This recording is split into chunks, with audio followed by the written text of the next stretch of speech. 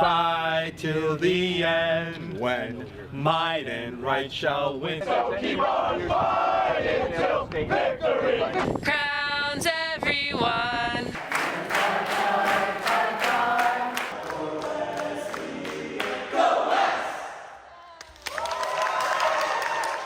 This is the Wesleyan fight song. Time and time again, the fight song has been an integral part of Wesleyan lore, culture, and connection, spanning across generations of students. Battle Cry, as it's more formally known, was initially written by Clifford L. Waite, class of 1906. Its language, particularly aggressive.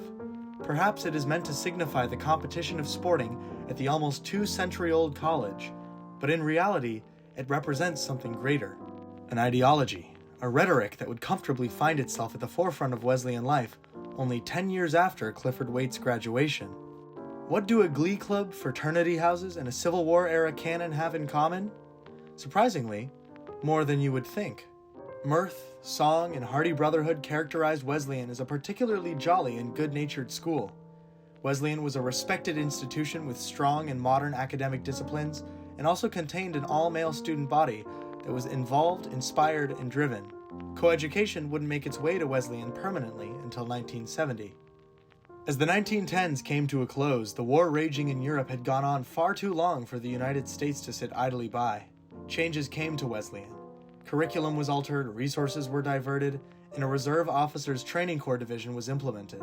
Reminders of war were ever present at Wesleyan, and for a student population so active and attached to their university, how did they respond? Well, it's complicated, but overwhelmingly, students had a pugnacious military fervor that was practically ubiquitous across campus. Students eager to volunteer reads the headline of one article from the December 1917 issue of the Wesleyan Alumnus. But where did this eagerness come from? Was it merely a symptom of general American patriotism? Or was it something more? This something more was the contribution of intra-college organizations and activities that promoted fraternity and cohesion.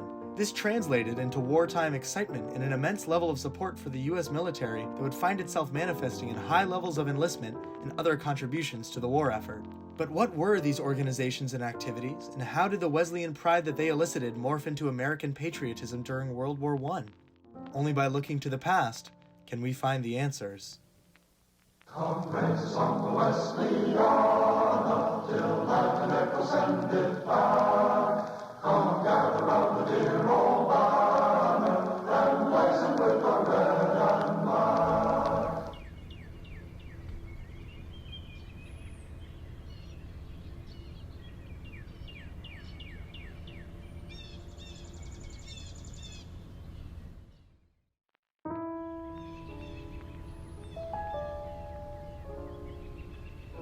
For over a century, Wesleyan was unofficially designated as the Singing College of New England by its students, faculty, alumni, and anyone else who knew of the college. Song permeated throughout Wesleyan's campus in practically every sphere. A number of songs that were composed by students and alumni became iconic pieces of Wesleyan lore and tradition, etched into its history and held onto through the modern day. In the preface to the first edition of the Wesleyan Songbook, the editors write that it was, quote, remarkable that a college which has long been so eminent for its student singing in both fraternity and college life, whose glee club has won so commanding a position among its peers, and out of which have gone so many well-known musicians, should for 80 years and 10 have been too modest to put before the eyes of men a collection of its own song treasures. Clearly, Wesleyan men had a special place in their hearts for the songs that painted such a glorious and nostalgia-driven picture of their college. Concerts were performed all over Wesleyan's campus, but perhaps most notably here, in Memorial Chapel. Whether it be during the end-of-semester winter concerts or the George Washington's birthday celebration, students would gather here to listen and perform the lyrics that so deeply tied them to their beloved college.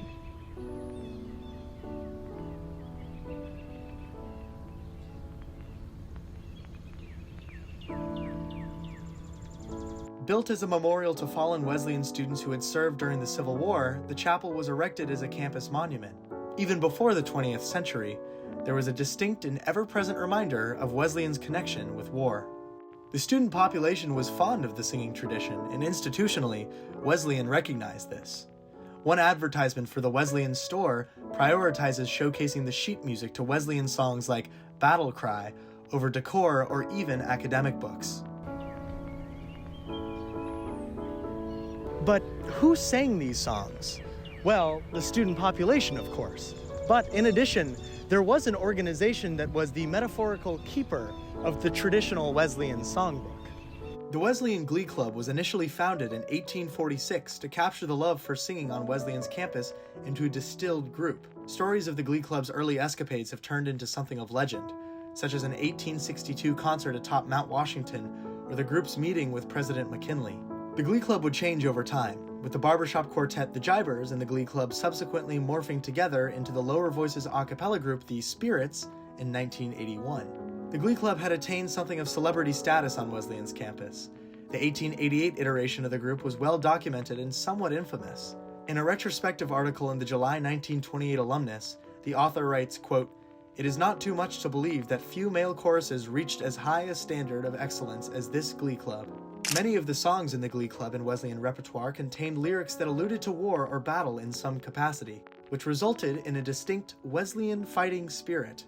There are often mentions of defending Wesleyan and the might of Wesleyan men, such as in Here's a Health to Wesleyana, where the lyrics for the third verse read, 'Guard her fame, protect her right, boys.' The use of language like guard has an implied militant angle, and the referral to Wesleyan as female denotes a similarity with that of a country.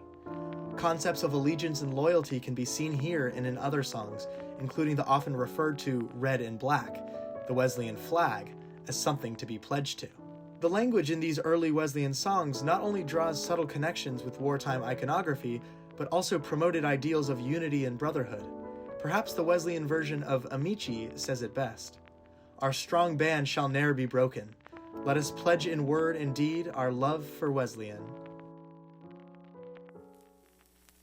Come on, ye good infidels, tune up your throats, viva la company, and lustily sing to the jolly old nose, viva la company, viva la, viva la, viva la ba, viva la, viva la, viva la ba, viva la ba, hop sa sa, viva la company. In 1937, Frederick M. Davenport delivered a speech at the 100th anniversary of the founding of the first fraternity at Wesleyan, the Middletown chapter of Phi Nu Theta, better known as the Eclectic Society. In it, he states that there was a real necessity for organizations like Eclectic in the life of the infant college. The curriculum in that early time, as in all the colleges, was formal and narrow, and it remained so until the early 70s. The paternal discipline of the early days, the meager offering of the regular courses, needed supplementing. The faculty needed supplementing. Faculties always need supplementing. In a peculiar sense, the college of the 1830s was a framework to bring somewhat exceptional boys together, to educate each other. Fraternity houses were a central part of Wesleyan culture and characterized the social life of the college. Parties and parlor concerts took place in the houses, and practically every fraternity contained an eating club. Over the years, many societies came and went. Only 3 remain in their high street houses today: the Eclectic Society, the Xi chapter of Psi Upsilon, and the Alpha Delta Phi Society. Delta Kappa Epsilon and a few secret societies, including the Mystical Seven, still exist on campus, but their current forms are a distinct departure from the way that they operated in the early 20th century. The quote directly under the title of the Psi Upsilon Fraternity Songbook reads, "The man that hath no music in himself, and is not moved by concord of sweet sounds, is fit for treason, stratagems, and spoils." Singing, just as it was everywhere else on campus, was pervasive in the frats. A gay gallant ship with a well-tried crew is the Alpha Delta Phi, with forms so fair and timbers true, and a flag that floats on high. Then call hands and spread all sail, the roaring gale defy. The moon and stars will ne'er grow pale, or the flag of the Alpha Delta 85, or the flag of the Alpha Delta Phi. The fraternities at Wesleyan were generally known for antics and lock-and-key secret traditions, but written upon after the fact as containing positive, community-oriented aspects. Both Psi Upsilon and Alpha Delta Phi were said to have contained elements of devotion and loyalty. Alpha Delta Phi was also referred to as having a, quote, enviable reputation for good fellowship and open hospitality. Due to their prevalence on campus and their popularity among the student population, the fraternities became hubs of community, brotherhood, and self-identification. The pride and allegiance of its members, however, would soon encounter a never-before-seen test of these principles.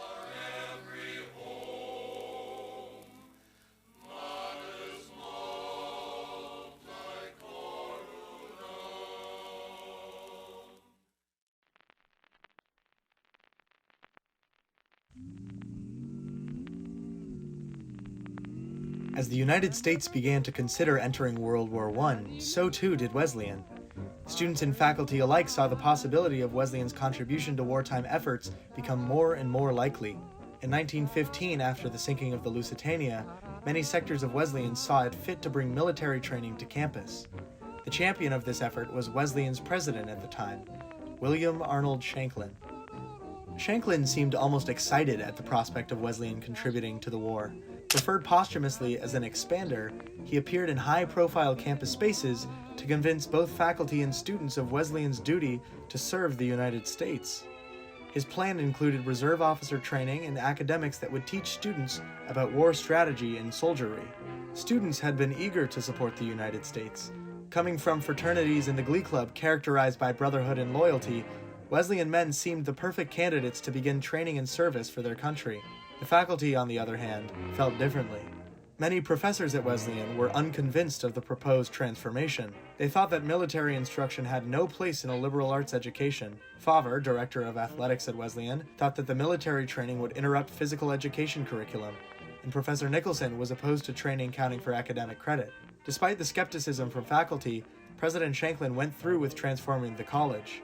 He began a lecture series about U.S. military and foreign policy strategy and created a new certificate of military proficiency, which included a number of courses relating to the war, including German, French, Italian, and both theoretical and practical courses on military science.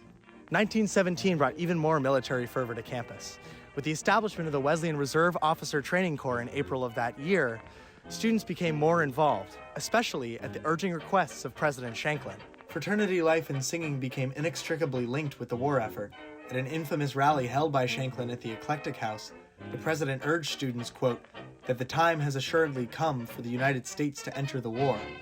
He also, quote, struck a blow at the rule of the almighty dollar in urging that student support be not only material and financial, but moral as well.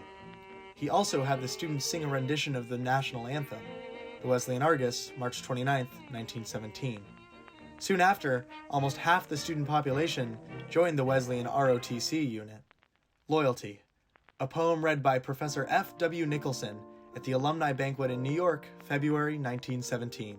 What does it mean to be loyal men, loyal to Wesleyan, fair to foe and loyal to friend, doing our bit the world to mend, using our culture as means, not an end? That's what it means to be loyal men, loyal to Wesleyan.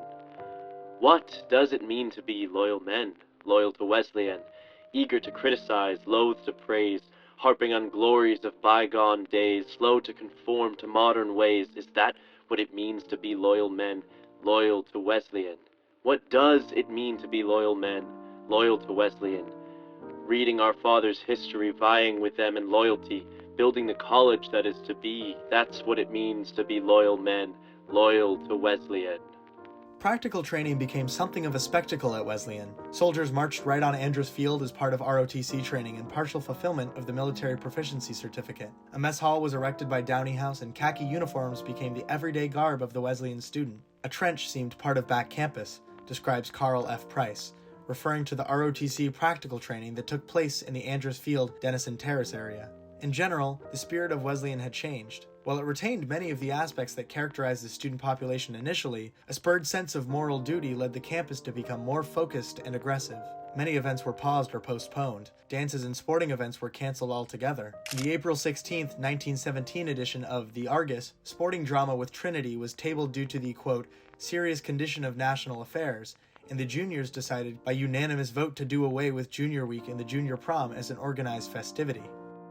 Despite this, there was still an active effort made to maintain college spirit and community. The publication Wesleyan in Wartime Preparing for the Nation's Service mentions that, while a lot of that spirit was translated into military gumption, the university trustees made an explicit effort to maintain the fraternity houses and ensure that none of them would close down. None of them would, despite the lower student population. The Glee Club, too, continued performing as per usual. These institutions were important to the fabric of Wesleyan unity, and students, faculty, and trustees alike knew this. Without them, the devotion to Wesleyan would perhaps crumble. Publications like The Alumnus were also swept up in the war. Once showcasing a holistic view of the entire campus, the majority of articles and photographs in The Alumnus became dedicated to the war. Lists of where Wesleyan servicemen were located, descriptions of both training at Plattsburgh and Madison Barracks, and covers showcasing military iconography like flags or soldiers engulfed the publication. An advertisement from the May 25, 1917 issue of The Argus showcases how even the campus store began to appeal to soldiers, referring to products that rookies might need. This reflects the concept of total war, in which all a country's resources are used for wartime effort. How could these publications not reflect the changing campus? Wesleyan students' contribution to the war were heavy, many of whom taking a temporary leave of absence to join the Ambulance Corps, YMCA, or other military branches. On May 1, 1917, the men who were part of the Wesleyan ROTC were set to report to a 3-month training camp in locations around New England. Before leaving for these camps, Lieutenant Hamlin, who ran the training at Wesleyan, ensured that student trainees would represent the Wesleyan spirit well. The majority of the men in the camps will be college men, and you will be training with men from Harvard, Yale, Amherst, Williams, and other colleges who will judge Wesleyan by you. It is up to every individual to make an officer of himself, as the training camps can only act in a secondary capacity in developing the necessary qualities. Always remember at these camps that you are from Wesleyan and have traditions to uphold in this line as well as in others. Make Wesleyan proud of you. Militarism had come to Wesleyan. While the ideologies instilled in students surely did contribute to their eventual wartime patriotism, it begs the question, was there military presence on campus beforehand? Short answer, kind of. Wesleyan men, both students and alumni, fought during the American Civil War. After the war was over, Wesleyan was given a small cannon, 29.5 inches long and 5.5 inches in diameter, by the Douglas Battery in Middletown. The Douglas Cannon is perhaps the most iconic piece of early Wesleyan lore. With its whereabouts currently unknown, the cannon was representative of a larger annual patriotic display for the birthday of George Washington. Every year on February 22nd, Wesleyan students would celebrate the birthday of the first American president with a large banquet, gathering, and a program containing speeches and, perhaps more notably, and also unsurprisingly, songs. Our Glorious Union, Praise of the Soldier, and Unfurl the Glorious Banner were, amongst others, songs that were sung at these events. The weekend for George Washington's birthday was one of the largest gatherings at Wesleyan. Alumni would return to campus and festivities were frequent. In an invitation to alumni for the 1902 George Washington's birthday celebration, Chairman Robert A. Anderson writes that, We believe that the Washington's birthday banquet will bring together the largest and most enthusiastic body of Wesleyan men ever assembled. An 1885 edition of the College Argus, the predecessor to the Wesleyan Argus, describes the decorations for the event as being the, quote, finest decorations which have ever been seen in Memorial Chapel. The stage was draped with red, white, and blue, with a background of flags. Over the speakers was suspended an imitation of the Liberty Bell, made by ivy leaves on a wire frame. White immortelles marked the fissure in the bell, while the tongue was of white and purple flowers. The organ loft was draped with flags, in the midst of which hung a portrait of Washington, and above that a mounted eagle. There was already a fervor that was present at Wesleyan, and for the annual event being so popular, its ties to the home country clearly positively influenced the patriotism of Wesleyan men coming into the 20th century. The cannon scrap had been around at Wesleyan practically since the Douglas cannon first came to campus. A federal salute to, quote, observe anniversaries of important national holidays was a common practice at that time, writes Douglas Cannon historian Kristen Delegard, class of 1990. The event would see the freshmen bring the cannon to a central spot on campus. This varied year to year, but typically would be either at the top of Foss Hill or in the middle of Andrews Field. Their goal was to defend the cannon from purloining by the sophomore class before the salute. There were a number of times where the event was postponed or canceled altogether, such as when the sound from the cannon's firing shattered all the windows in Rich Hall, now the Patriotic 92 Theater. However, the tradition remained alive and spirited for decades. The cannon scraps were taken quite seriously by those involved. Various tactics and strategies were employed. Delegard writes that, quote, the freshmen removed the gun from the Douglas Battery, located on William Street, sometimes as early as August. There are claims it was hidden in the rafters of the president's house, the pillars of Russell House, coal bins in barnyards, even an Indian Hill cemetery vault, to keep it safe from the sophomores until February. Often, the freshmen would create fake cannons in order to divert the attention of the sophomores. Hand-to-hand brawling was the main tactic of getting to the cannon. In 1881, the National Police Gazette reported that a group of sophomores met 2 or 3 freshmen, seized the unsuspecting victims, and bound them fast to a lamppost and to trees, where they had to remain for a long time until released by some of their friends. Even Shanklin was supportive of the tradition for a time, lending his house to hide the cannon for the freshmen in 1915. The cannon scrap was representative of a larger militaristic ideal that was widespread at Wesleyan. It was only bolstered by the high levels of patriotism that were omnipresent on campus during the George Washington's birthday celebration. As the Wesleyan Literary Monthly describes, quote, "So great was the opportunity for genuine strategy and brainwork, and it combined with the manly virtues of courage and strength."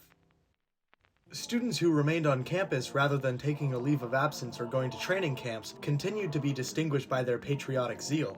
American flags and service flags were hung from all of the fraternity houses, and the sounds of American melodies filled the air.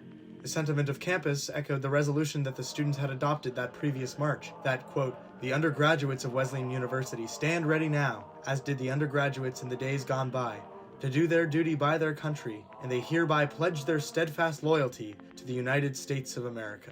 The faculty had also generally changed their tune. Professors began to express support for Wesleyan's patriotic actions. Professor Edgar S. Brightman, in a speech, declared, "Germany's last decree of ruthlessness roused every son of Wesleyan to patriotic fervor. Our battalion, it has been a fearful task, but we are all proud and happy to have had a part in it. And we can believe Lieutenant Hanlon when he says that he never was prouder of anything in his life than of us." By the commencement of 1917, campus had been dubbed with a patriotic enthusiasm that has not been excelled at Wesleyan at any time this year, and probably not for many years past. In present times, men go to war to fight not merely for territorial aggrandizement, but rather for high and noble principles. This is what Stephen Henry Olin declared at the commencement, held in a memorial chapel draped with American decor and flags. The class of 1917 graduated amidst joyful and hopeful cries of winning the war.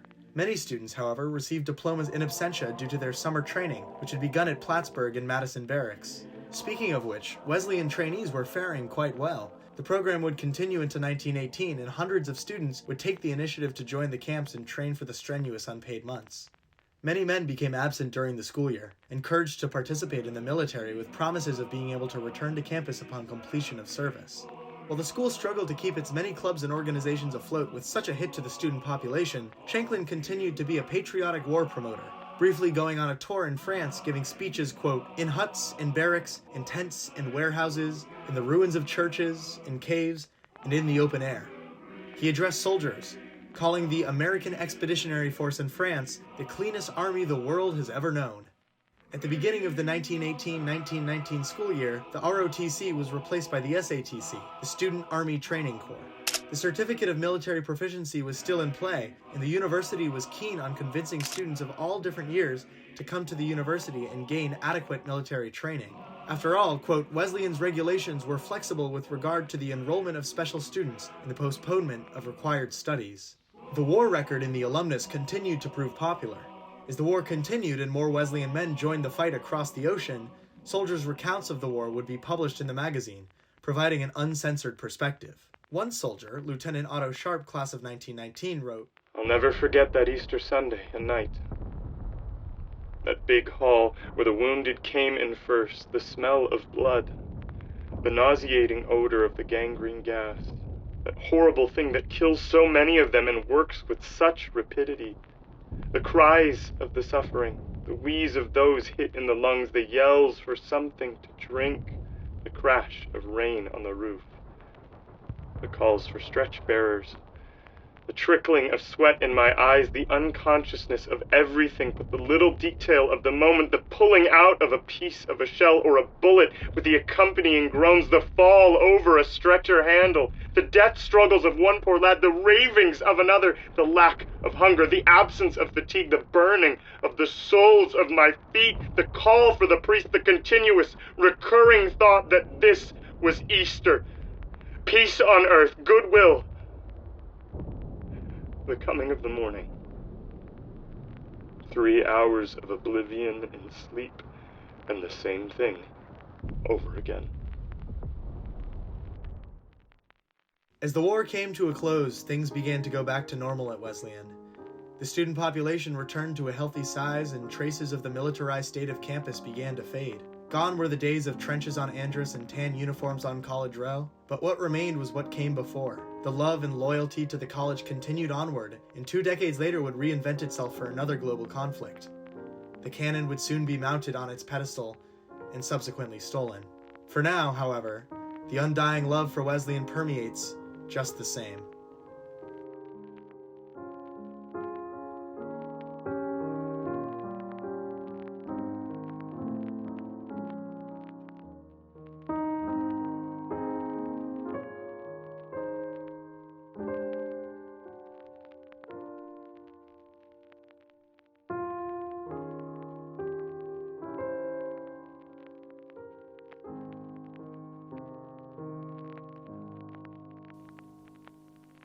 Now that the days are mellow and winter's chill is gone, come gather every fellow out on the campus lawn. And while the day is fading from gold to ashen hue, true spirit all pervading, come sing our songs anew. We'll sing of all the glories of Wesleyana's fame, and tell the good